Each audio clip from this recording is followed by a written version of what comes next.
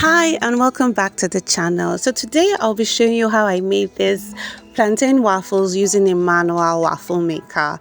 I know for a lot of people getting the electronic one can be a bit expensive, so I decided to do this video to show you how to use the manual one and still get the same result. Like the channel, give this video a thumbs up, share with your friends, and let's get down to it. So yeah, I have mashed some plantains.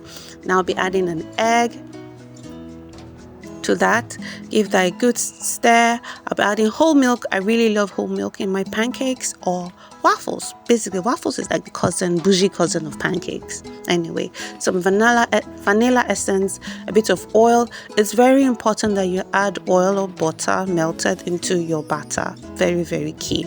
Now this batter is just a bit of baking powder, soda, a bit of salt, and AP flour. You can use coconut flour, you can use almond, depends on you. Now make sure you heat up your waffle on low heat. Very, very important. When it's hot, use a non-stick spray fan. This is the key to using a manual waffle maker, and then you just go ahead and do. So once you check after like some minutes and you see that one side is brown, flip it to the other side. That's it, guys, and fam, your waffles is ready. Remember, the key tip is ensure your waffle maker is hot and make sure you're using a non-stick spray.